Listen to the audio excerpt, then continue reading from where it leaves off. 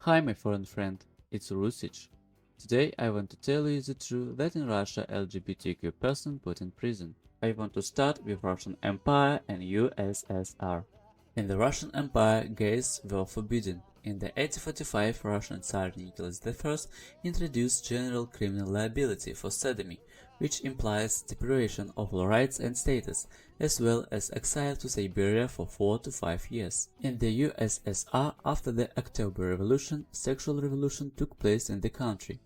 Soviet Russia became one of the first states to decriminalize same-sex relationships. But by the 1930s, the authorities' attitude toward them had worsened. Throughout the Soviet history, homosexuality was presented in society as an area of activity for pedophiles and fascists, and thousands of homosexual men were convicted and sent to prisons or psychiatric hospitals.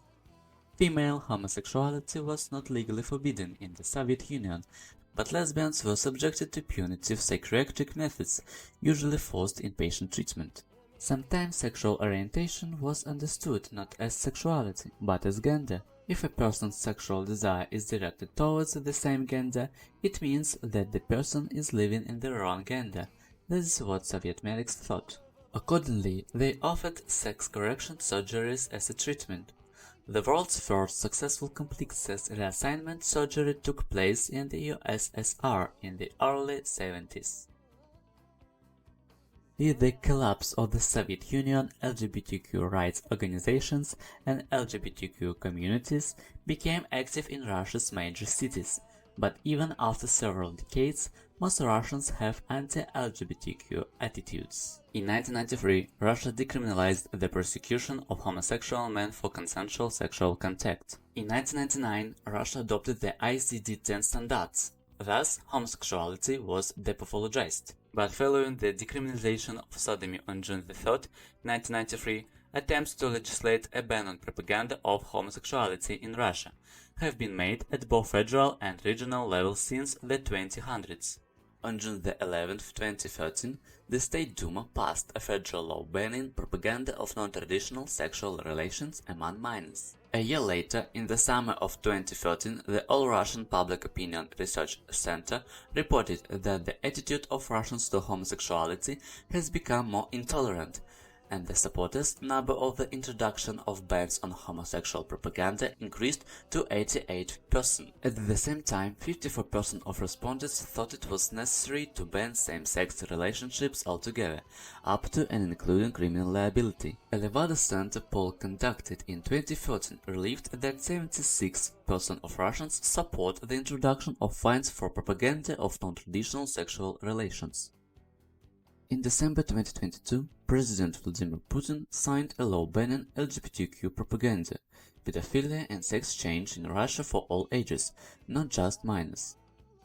Virtually any business that produces or distributes information, text, images, music and video. This includes, above all, online cinemas and movie companies, publishers and bookstores, telecommunications operators, media and advertising agencies. Even a provocative advertising banner or a post on social networks can become a reason for proceedings. A fine can be issued not only to a business but also to an ordinary citizen if it is proved that he spread LGBT propaganda on the internet or through other communication channels. The law now stipulates that propaganda of homosexuality is the spread of information that forms non-traditional sexual attitudes and a distorted view of the sexual equivalence of traditional and non-traditional sexual relations. The same applies to sex change and pedophilia. Due to the fact that it's forbidden even to show information about LGBT among children, TV channels will not be able to show it from 4 a.m. to 11 p.m. Exhibitions are programs for adults with access for free and with age confirmation.